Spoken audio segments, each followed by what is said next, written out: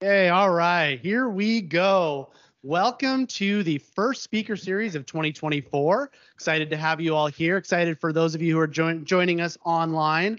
I'm going to do a little quick housekeeping, but first we're going to bring Mallory out. She's going to be the star of this show. Before we get started, housekeeping. So first, joining us online, it's not too late. If you'd like to share this event with friends or colleagues, you can use the link available in the chat window. And then today's session, it's meant to be interactive.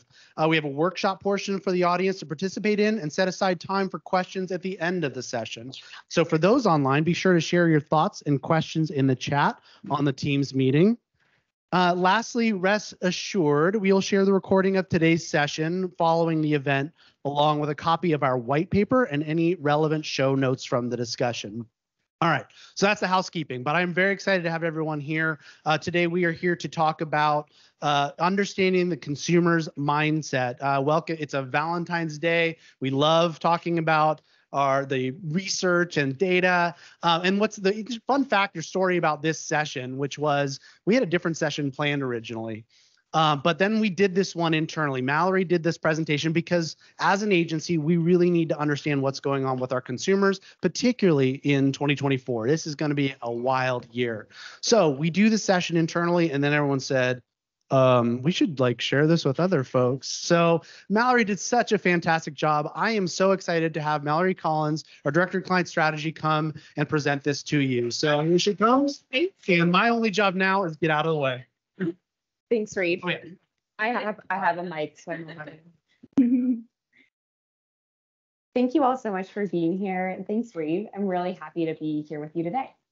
So we all have things that we love, the things that inspire us, the things that we're passionate about, and the things even that we romanticize about. And today, obviously, Valentine's Day is our annual reminder of that.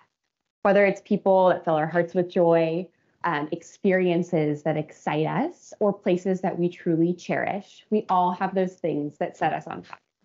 And I'm really grateful to each of you, all of you in the room today, and also those joining online, for giving me the chance to really explore something that I love today, which is trying to wrap my arms around the magical, messy world of human behavior, of consumer insights.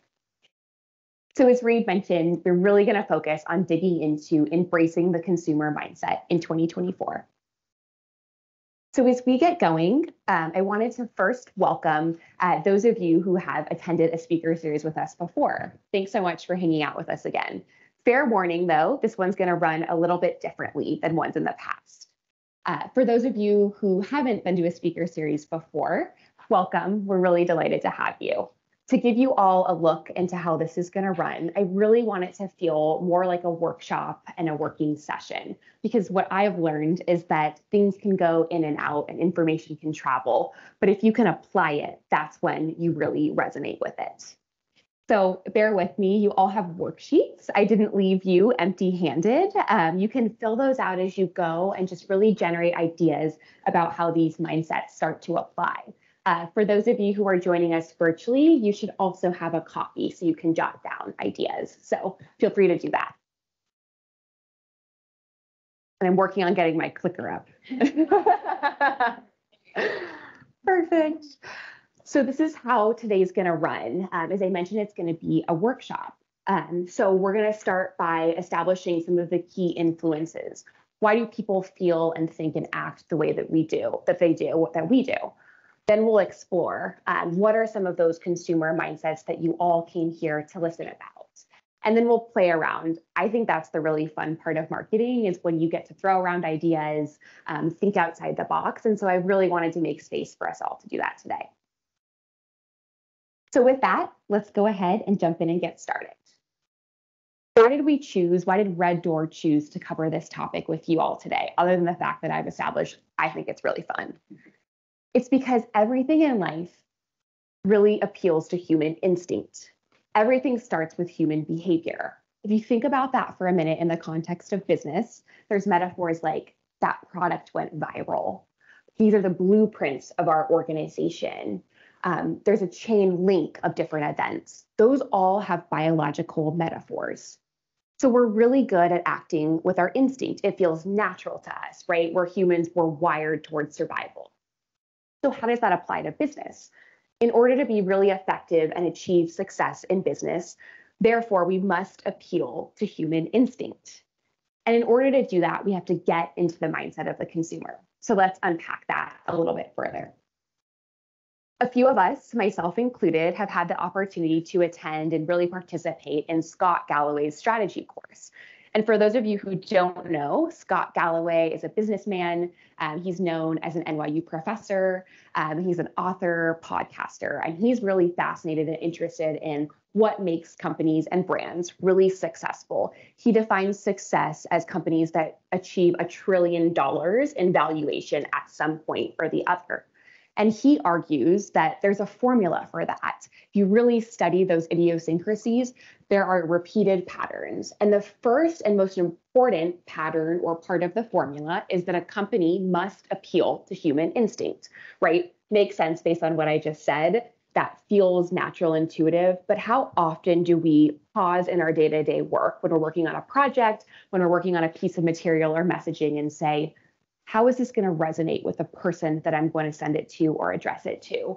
What do they think of us? What do they think of our brand today? And how do I want to change, or what difference do I want to make in that perception or that worldview? I'd like to say that I do it 100% of the time, but I don't. And I think a lot of us get caught up in the day-to-day and we forget to ask ourselves that question, but it's really important. So let me give you a couple of examples in order to really articulate that story about appealing to human instinct. So if we look at some of the tech giants of the 21st century, so things like Apple, Meta, Facebook, what do they have in common? I know that they're a bit unluckier these days, but they still all reach that $1 trillion in value, and they become part of our daily lives. I'll articulate that really quickly for you all. So think of Amazon as the gut, our gut, consumption, more for less. They've won because they have a seamlessly endless variety of options for us to consume and to pull from. Some people even deem them the temple of consumption, right? So the gut. Then we have Facebook or Meta. Think of them as the heart. At one point, they had 1/6 of the global population on their platform on a daily basis. That's a lot. What do they appeal to? Love, our instinct to connect, our wanting to belong, our wanting to acknowledge and see others, right? And then we have Apple, which is interesting, really appeals to attraction, like our instinct to mate, right? We want to be perceived in a higher way by other people. Have you ever thought about how the logo on an Apple device actually faces outward? It doesn't face the person that's using that device, it faces someone else. That's intentional. That's because it's a status symbol. It's meant to articulate status and prestige to other people. And I've even heard, I don't do this myself, but people looking for suitors on dating apps, if someone replies with a green message versus a blue message, that's an automatic no. So really appealing again to that human instinct. So again, think of that. We have consumption, the gut, we have the heart, we have the brain. These are all appealing to human instinct. So what does that mean for us? If you've been to a speaker series before, if you know us, and probably if you're a marketer, which I'm sure a lot of you are, you grapple with a lot of dynamic challenges today, right? AI, technology, the speed of automation can sometimes be overwhelming. Changes in ways that consumers expect to be engaged with, channels that they're on, changes in data that we have access to, data that we don't have access to. So the way that we can really win in terms of these dynamic challenges to go back to the basics, go back to human instinct and figure out how to develop messages that really appeal to that. And I think that's the really exciting part. That's where we all come in, not just me, not just Red Door, but you all. We get to touch a lot of different brands. We get to work with you on a lot of different brands to really appeal to those daily human needs. So let's take a look at how that translates into stories. We are all irrational. Why do I open up a presentation about consumer insights with this fact? Despite our best attempts, we as humans aren't always all that great of decision makers. That's because we act with emotion. And so when you see emotion, you can tell stories that resonate. And I'll give you a kind of hypothetical example here. If you're the point of view of an economist and you're thinking about voting, you might say, in no circumstance does it make sense to cast a vote. You have one ballot. Does that really make a difference or sway an election? That's their point of view. But that's not considering the emotional benefit and the reason why people vote, right? They want to have a stake in it. They want to show up for their community. They want to make a good example and show their children, show their friends of the impact that they can make, right? So that's flipping it. And when we can start to see the non-economic or the non-rational side of things, then we can really leverage emotion to tell stories that resonate. So my hope is really that we all walk away with some practice on how to do that, to use today as a forum to really demonstrate how we can tell those stories. So I'm going to start, as I mentioned in the beginning, by unpacking some of the influences. Before we get into consumer mindsets, it's important to think about, why do people think the way that they do? There's usually a reason. And I want to note that these should feel pretty familiar to you. From my perspective, these are the big seismic, economic, cultural, social factors that are shaping the perspective of Americans. And I zoomed in on Americans just to keep this a little bit more narrow. Let's look at what those influences actually look like. So I'll talk about three key things. Number one, cost of living, finances, politics, the fact that it's an election year, the state of the democracy is at stake, and then rapid acceleration, which is going to usher an era of realignment. So first, let's start with finances. The US consumer is shouldering a burden unlike anything seen in decades. To give you an example of that, on average, I know you're probably all feeling this, but just to put it into numbers, it might help. Over the past 2 years, what used to cost $100 on average now costs over $119. So that equates to most things are about 25% more expensive. You get groceries, things like that. That can be stressful for people. And when I say the hard fight of inflation looks like it's over, that doesn't mean that we're out of the woods. What that means is that we'll likely experience something called disinflation this year, which means a slowing at the rate of prices that are going to increase. That doesn't mean deflation, which would mean prices are actually coming down. So think about the impact that that has on consumers, on their mindset. And really what we're probably going to see is that the rate at which spending grows is going to be less than it was last year, right? We saw actually a really big uptick in consumer spending growth last year. This year, we think it'll grow at a slower rate. People have less excess savings, things like student loans. We really have to pay on those now. People just are seeing their wage gains are plateauing. So all of these factors and cross breezes are compounding, and it's causing just stress, and it's taking up mind space. Then we have the political climate. So this year, as we all know, is an election year. And I know I said I would zoom in on the US, but I'm going to zoom out globally because I think this is really fascinating. This year, over 60 countries will go to ballots. That means that over half of the world's population could actually vote. That's pretty impactful. And then zooming into the US, we know that this is a big election year for us. We know that we're a politically polarized nation, but we really see that there is a sense of agreement that the state of democracy is at stake with this election. Over 62% of Americans said that, of course, depending on what side they are for different reasons, that they think really democracy is on the line with this election. So what does that mean and what implication does that have on mindsets? Well, during election years, there's mixed feelings, right? There's hope of a new future. There's attachment to the candidates and the policies that you're really excited about. But there's also some unease and anxiety about, I'm not sure what the outcome will be. There's a lot of information to digest. So typically that takes up some attention. We don't often see that impact purchases, but sometimes we do with longer term or bigger purchases. Maybe I'll hold off because this is a big year and I want to see how things pan out. And then finally, social change. I think we can all feel years of rapid acceleration, really in our social state and technology are building into what we're calling this era of realignment. And so the rate at which things have accelerated has been so quick that it's overwhelming to a lot of people. Most people today just are grappling with, how do I use AI? How do I use technology? How does that impact my role, my job, all of those things? So swirling into that state of realignment.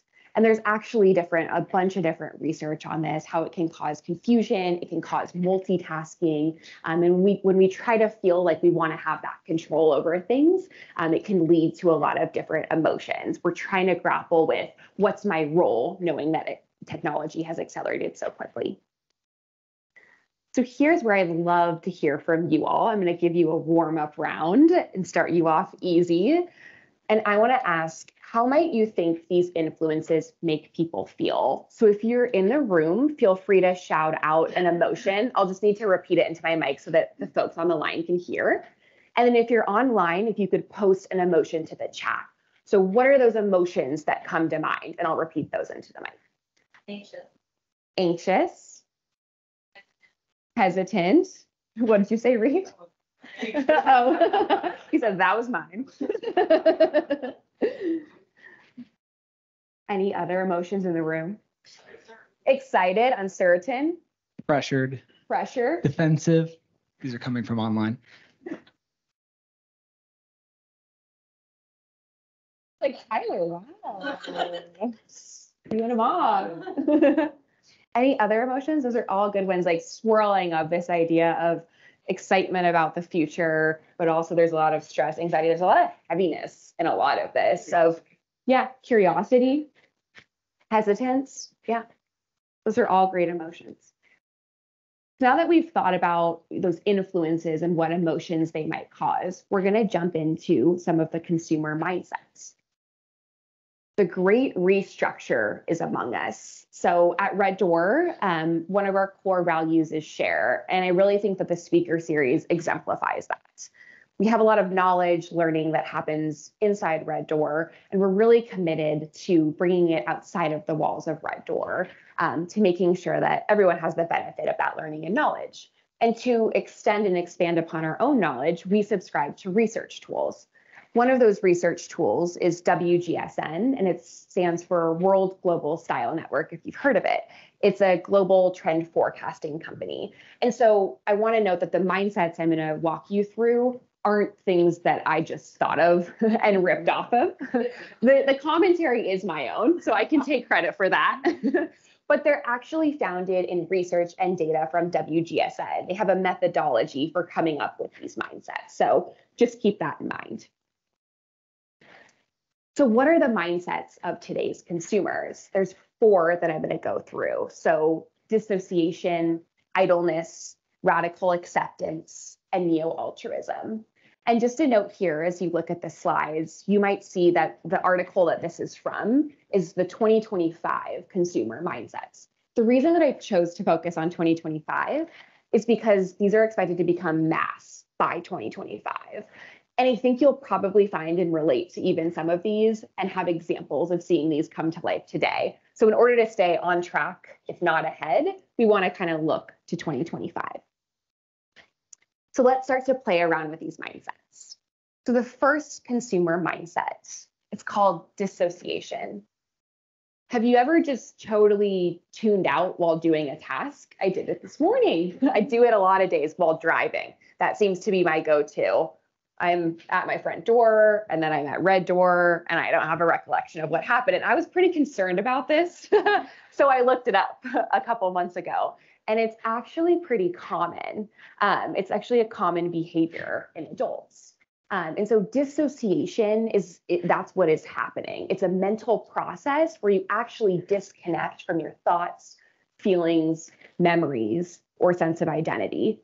And if we think about and reflect on some of those emotions that we just talked about, anxiety, stress, overwhelm, this is a natural coping mechanism for people. This is something, really natural that people go through and that they use in order to just make sense of and kind of check out when so much is swirling around us.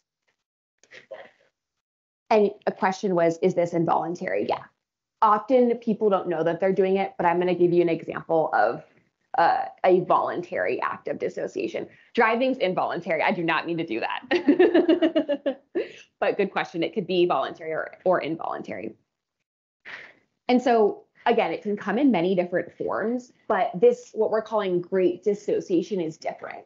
So whereas dissociation has been around for a while, but it hasn't been something that's like normal or everyday. And now it's becoming an everyday part of people's lives, right? Like it's this coping mechanism for self-preservation. I need to kind of check out a little bit so that I can have a relief and a sense of respite from some of the stress of the day-to-day. So that's what is really unique and different about this mindset as we see it emerge. And a reason for this, I mentioned a little bit earlier, rapid acceleration of technology. And 2024 actually is going to mark the dawn of this term. It's called everything net. And it means that there's a total convergence between our digital and physical worlds, and there's no lines between them. And similar to what I talked about with the election year with politics, that brings both hope, excitement, and also some scariness, some anxiety of what that means, right? It can enable a lot of really great ways to connect, but it can also be difficult for us to really wrap our brains around. And there's an uneasiness, there's a name actually for that uneasiness. It's called future shock. And it was coined by some futurists. And what it means is that it's social and emotional paralysis that's brought on by the shattering stress and disorientation at the magnitude and velocity at which change has happened to us, right? So dissociation is a way for us as humans to cope with the rapid acceleration that's been happening. So why is dissociation coming up now? Why is it bubbling up now as a part of our day-to-day lives and an active daily self-preservation? Number one, the past couple of years have been really stressful. We know that. Stress and anxiety and periods of that are directly linked to dissociation. And second, dissociation is directly linked to the use of internet and technology. The act of just being online, of having all of that information coming at you, can cause you to dissociate.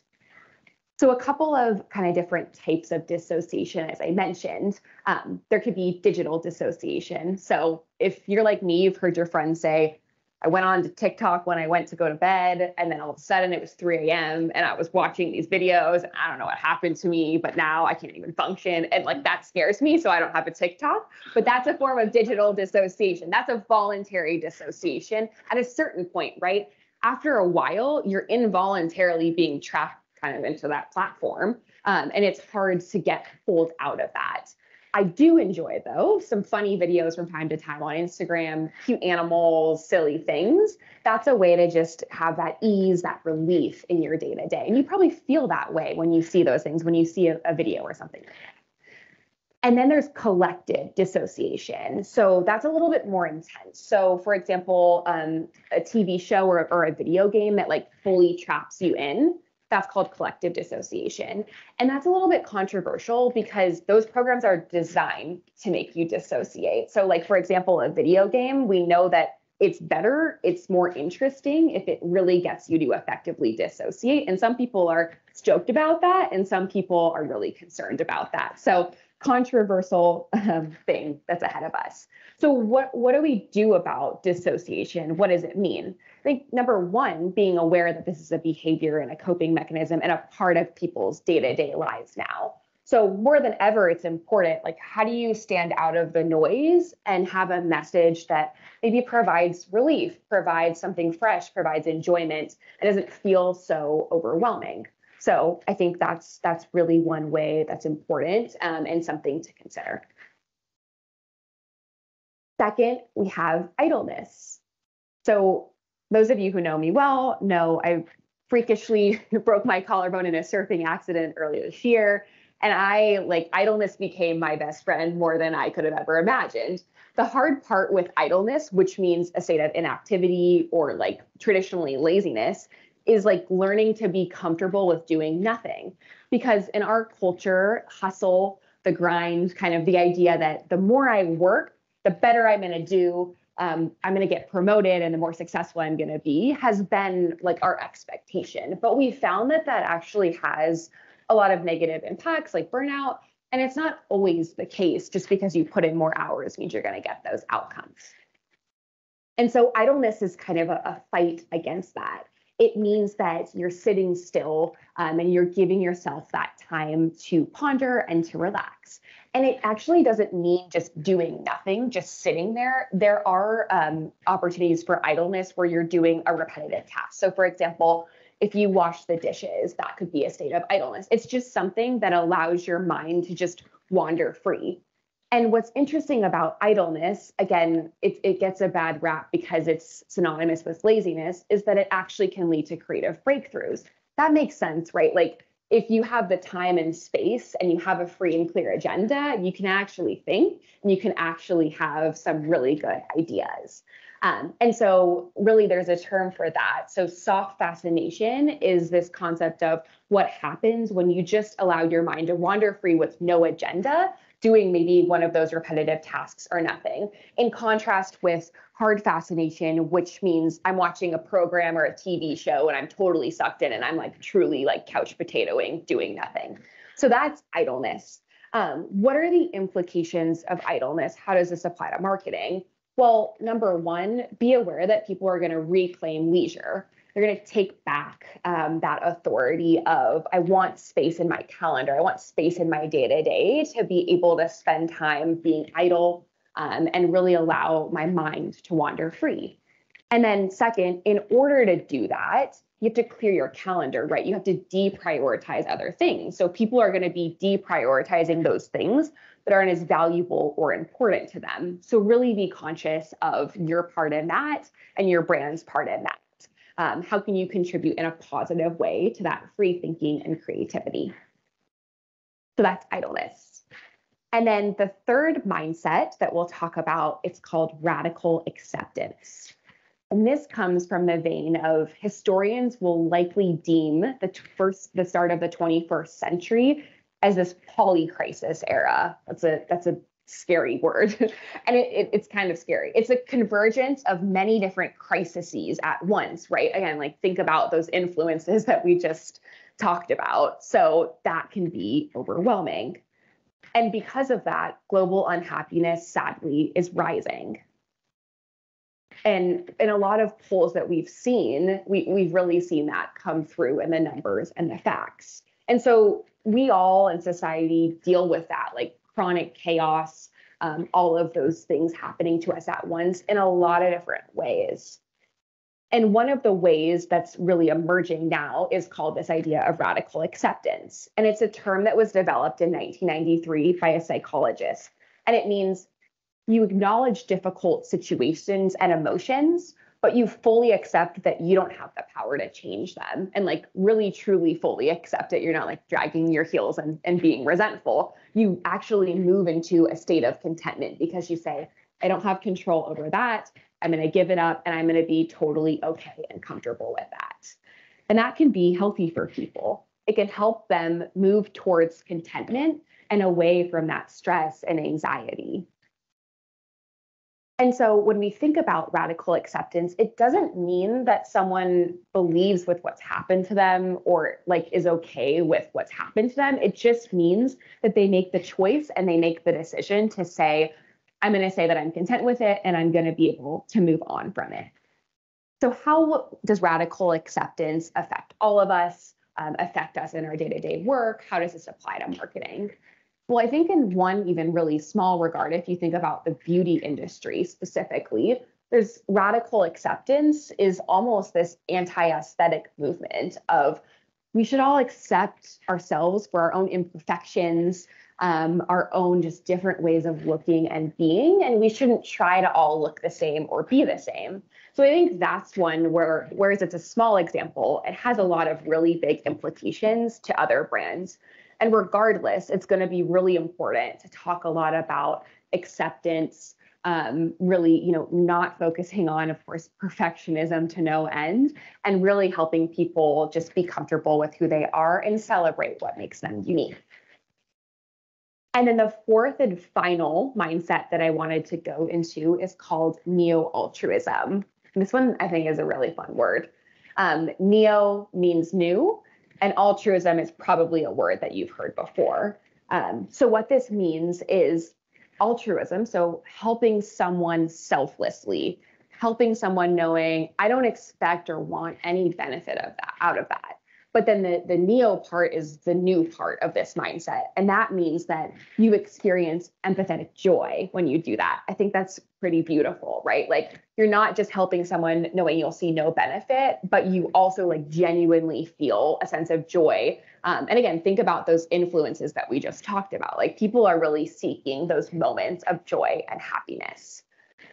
So how does this really apply? What should we think about when it comes to neo-altruism? There's a couple of things. I think a lot of us have seen self-care really be on the rise coming out of the last couple of years. So especially out of the pandemic, I want to make a commitment to better myself and my own health and my own fitness and my own well-being, whatever that looks like, and that's great.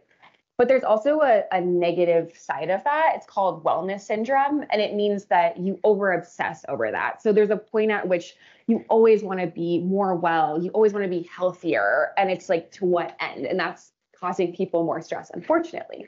So there's a movement now to other care, and it's the opposite of that. It's instead of focusing on your own self-care, you focus on taking care of others. And like that really at the heart is altruism. Then there's a concept called direct to community. And whereas before people kind of wanted that public recognition, they wanted to be seen on social media for doing something really great, for having those altruistic acts. But now people don't want that as much. They really just want to see the direct positive impact on their community. So be careful if we're highlighting people for the good that they do. I think it's just really acknowledging and understanding the ways in which people want to be recognized in the stories that we tell. So those are the four mindsets, right? Those are the four mindsets that WGSN has come out and said, these are going to be really mass by 2025. They have a really great kind of mix, and you'll see on your handouts, I've plotted them on a different spectrum of inward, outward. And so you can start to kind of wrap your head around how do these things come to life and how do they fit together? So really, these consumer mindsets ultimately influence the way that people make decisions. If we go back to human instinct, I think that a mindset's really an extension of that. It's these attributes and behaviors that people have in response to their influences. They're the sentiment that's in their brain. So when we think about marketing, when we think about selling, we have to keep these front of mind. We have to be able to appeal to the human instincts that people have, because it's the reality of their perspective and their worldview. So now I think that this is the fun part. We're going to play around, as I gave you fair warning about, with some practical applications. So this is kind of the workshop portion. So to get us started, I have two examples for each of the mindsets. I thought it'd be kind of fun, knowing the Super Bowl was Sunday, to pick one Super Bowl ad per mindset, and we can talk about how it applies to that mindset. And then also we have one example from Red Door work. So just to give you a sample of some of the things that we've worked with you all on and how these mindsets apply. So feel free to take out your worksheets, see what notes you jotted down, and then I can start us off with some of these examples. So again, to kind of wrap of like, how does this all come together as we go into the workshop of applications? We know that there's influences. So consumers are influenced by a lot of things. I focused on three today. So rising cost of living, shouldering a burden unlike anything seen in decades. We've seen a lot of inflation. Probably is going to get a little bit better, but that doesn't mean that inflation is going to drop. It just means that the rate at which price growth is happening is going to slow down. Then it's an election year. We know that really brings both hope, excitement, and anxiety or stress. We know that globally, this is going to be a really big deal this year. And we know that a lot of people feel like the state of democracy is at stake. This is a high stakes election. And then finally, we know rapid acceleration has led to a lot of social change, technological change, and that we're heading into this era of realignment, right? Where blurred lines between digital and physical worlds. We know that, we're trying to grapple with how does technology fit into our day-to-day lives, and we're really focusing on rebuilding and restoring. So because of those things, people feel and act with some mindsets, right?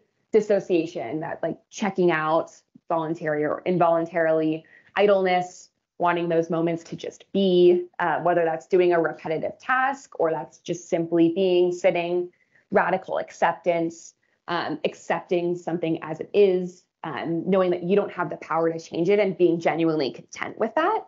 And then neo-altruism, right? Giving to others, doing something selfless or a selfless act and expecting nothing in return, and also getting this empathetic joy from it. And that can lead to certain behaviors. I've just thrown in some examples here. And again, we're going to play around with them in a minute with these different brands. But how might people act because of these things? So they really want value when buying, like over even times in the past, which kind of seems interesting, right? Because of the heaviness of the financial burden of what people are facing. But really wanting more out of brands, wanting even some brands to like take political action to support their causes, wanting brands to have value alignment with them. So like, how can we really articulate those ways in which values align? I think continuing to impulse buy is a funny one. That's one we have really seen rise up and up. And I wanted to include that because we talked about like this financial burden, but like people are still going to impulse buy. It's something that provides relief, honestly. I mean, I do this sometimes. Get a new surfboard, feel better about myself. So that's going to continue. And then detoxifying from digital. So like, again, that example of dissociation, like people are also waking up to the fact that, social media is doing that, the internet's doing that. So I think as marketers, like, how do we design things that give people the opportunities to navigate to different ways? I think, it used to be that the long scrolling page was like gold, but maybe we rethink that because that does cause people to check out and dissociate a little bit. And then technology, like even skeptics, people who are skeptical are embracing AI, radical acceptance, getting on board with it. So just be aware of that, know that, and think about, how can you all leverage that? I think really to automate the day-to-day tasks to make your day-to-day life easier so that you can focus on those adaptive, bigger challenges that you're facing and know that consumers are trying to play around with it and use it. So in terms of the prompt for these practical applications, I'm going to select one consumer mindset of a target audience or a brand.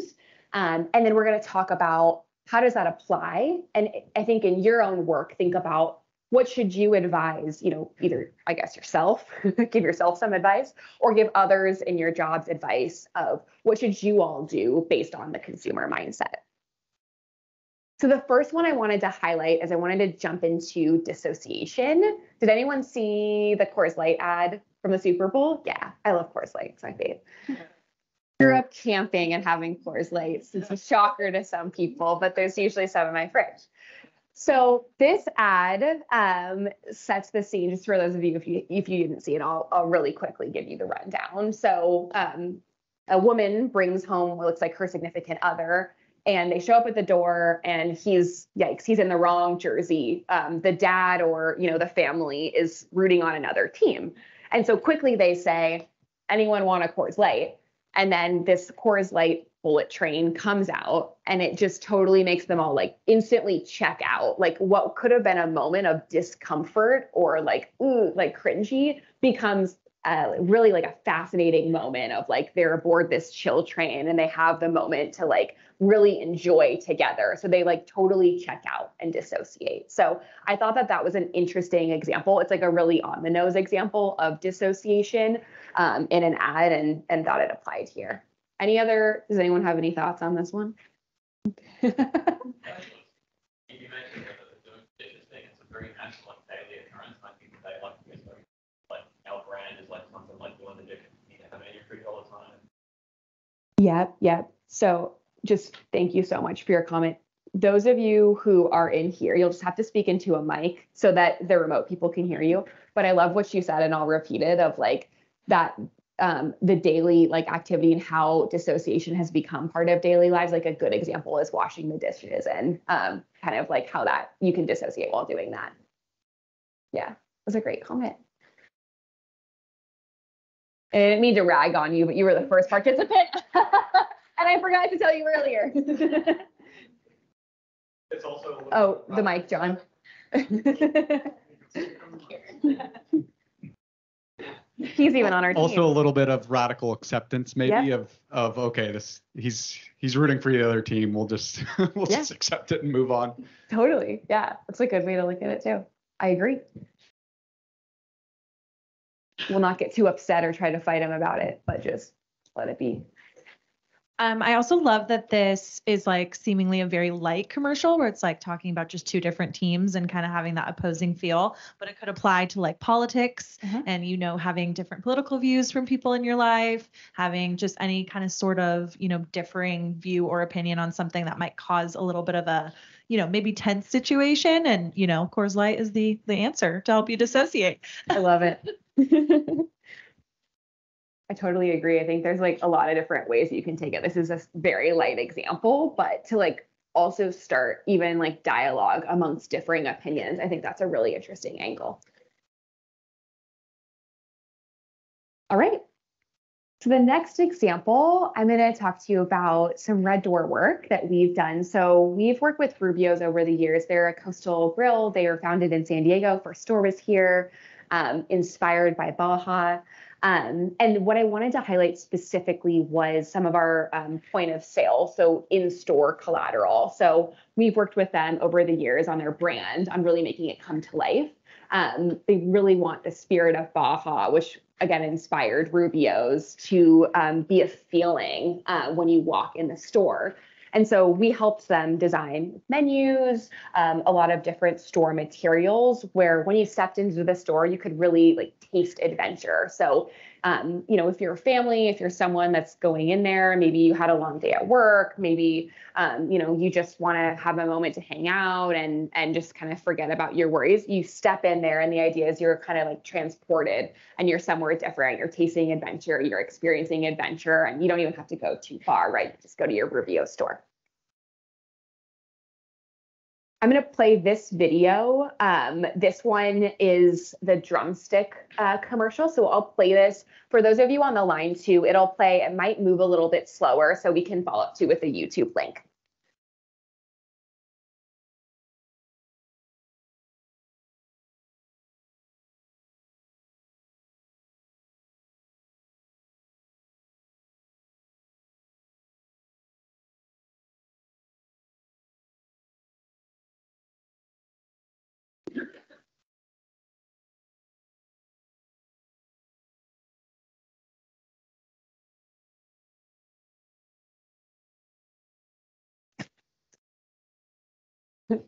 I loved that one. I thought it was fun. So idleness. So again, as we saw, you know, there's someone, they brought in a Comedy Central comedian, they're having an issue, they're, you know, on the plane, they need a doctor. The doctor's paged and the drumstick comes in and it provides this like moment of like relief, inspiration, creativity, and also just makes the real doctor totally lazy and sit there and just want to like enjoy himself. So I thought that was a kind of fun play on idleness of like, there's a serious role to do, but like sometimes, you know, you can get caught up in like, I'm just going to chill and sit in my seat and just relax and enjoy an ice cream. Anyone have any other thoughts on that? Okay. And then a Red Door case study. So I wanted to talk a little bit about our work with Stone and bringing their Buenaveza beer to market. So Stone, I think a lot of you are San Diego natives, so you know, they're really well known and established for IPA. And they have a really good position. They're like a strong kind of firm brand, and they have that following too.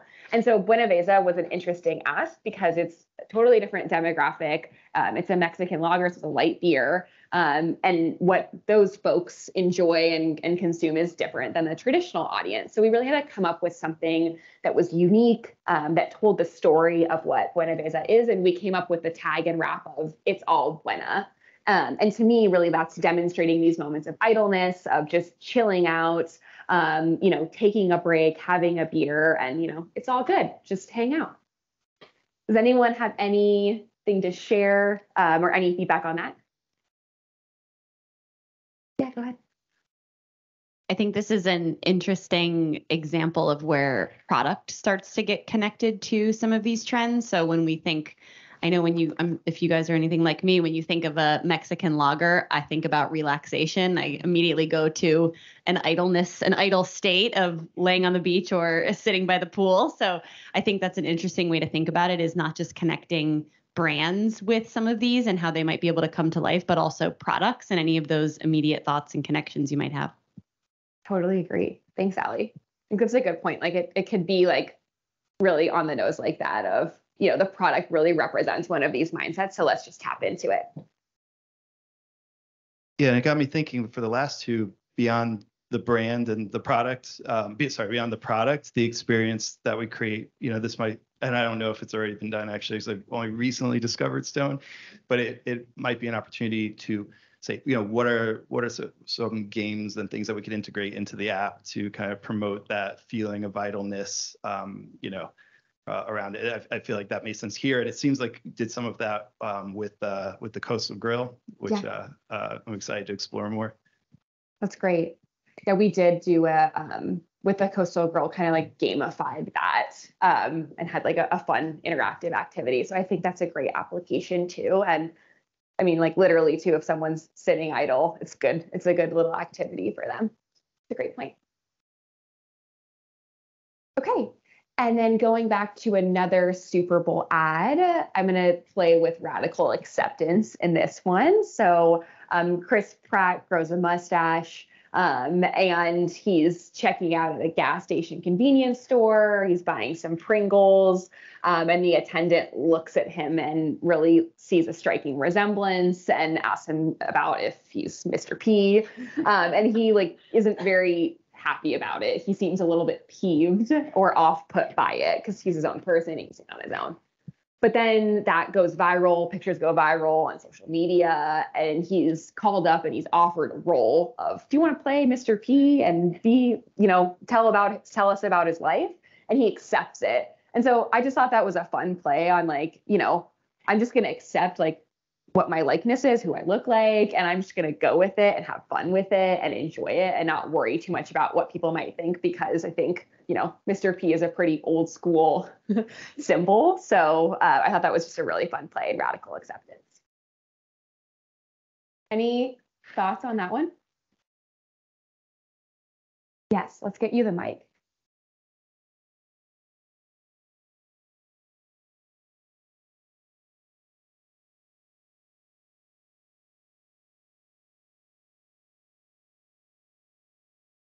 Commercial where he says, Yeah. Yeah, I think so. It's just like a fun play on that. I agree. That's a good way to relate it.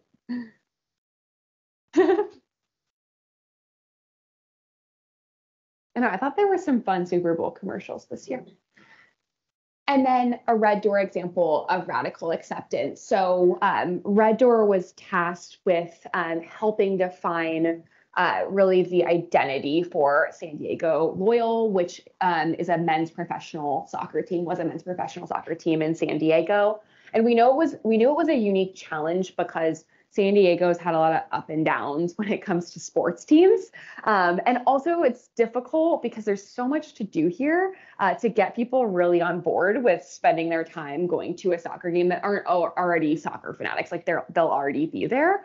So what we focused on here was really listening, really getting to know the San Diego community, what makes people unique, and then figuring out how do we draw all of those communities and make sure that the identity represents them, that they feel like this is their team. And so I think that was an exercise in radical acceptance of what is it that makes San Diego, San Diego, and then how do we create and infuse those things into the identity for a sports team.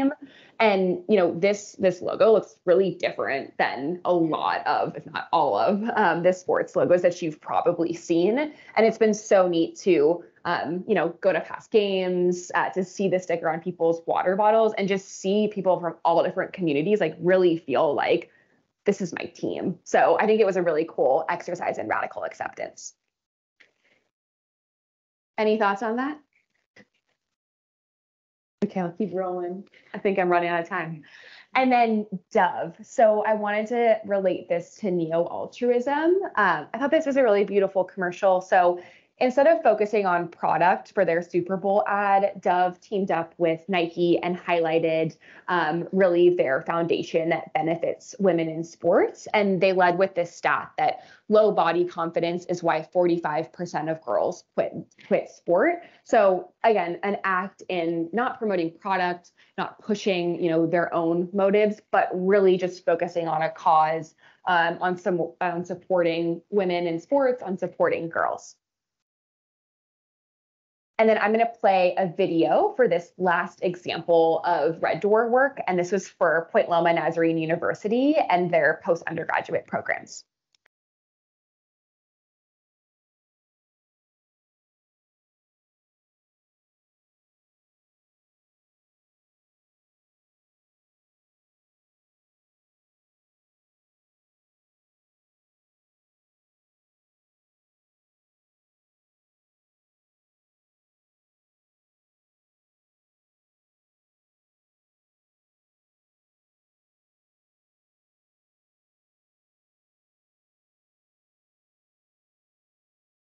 So Point Loma came to us because they have a strong undergraduate representation and awareness, but they were having trouble with their post-undergraduate side. So really just establishing, we exist, we have these programs, they were really traditionally known for their undergraduate programs and really their beautiful campus on the Point.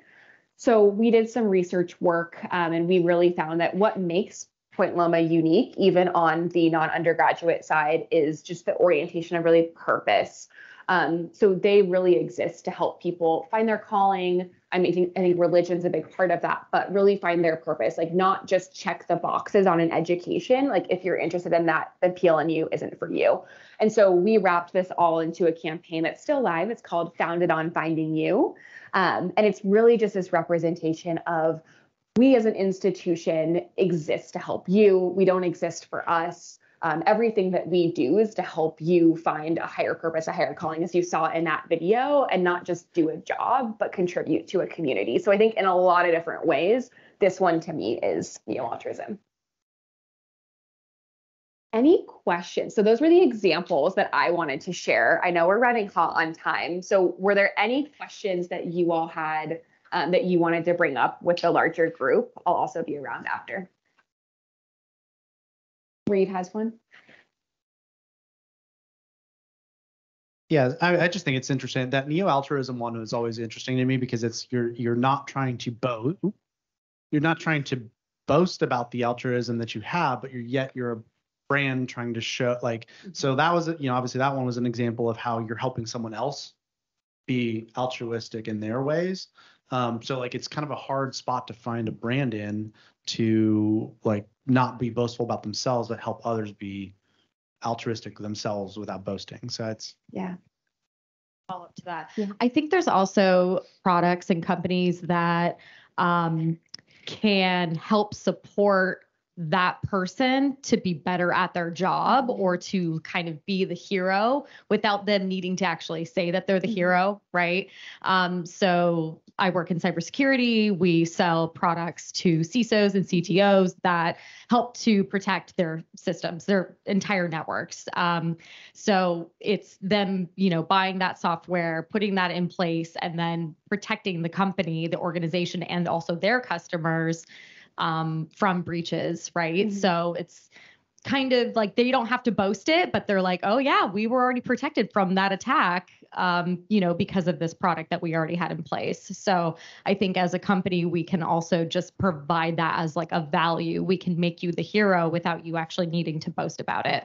Yeah, I think that's a great point. And I think with what both of you said, this is when it really has to be authentic. It really has to be true. If it's not going to be, don't do it. And I think too, I love the example that you gave, that it does feel more natural. It feels more grassroots to really make other people the hero. And that is the sentiment of altruism. It's it's not about you, it's about them. So it's really great. Yes, bring in the mic.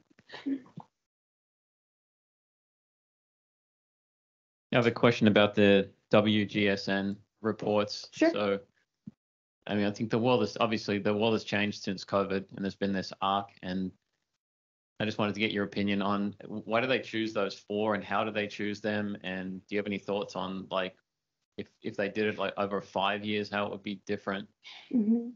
It's a really great question. And you're right that things have shifted a ton over the past couple of years. So they do it every single year. So each year has a forecast for new mindsets. And it's usually like almost about a year out or ahead of that because it's expected. So that's why I focus on 2025 is that the mindsets would be like mass by 2025. So they have their own like data research surveys that they do to gather that. And really it's survey based and study based. Yeah. Good question. Okay. Any other questions before we wrap? Okay. Well, just I think to wrap us up, if you walk away with like only 3 things from today, hopefully more, I hope it's that you remember everything in life mimics human behavior. To win in business and in marketing, we must appeal to human instinct. And in order to appeal to human instinct, we really have to keep the consumer mindset at the forefront. So thanks again. Have a wonderful Valentine's Day. And I'll be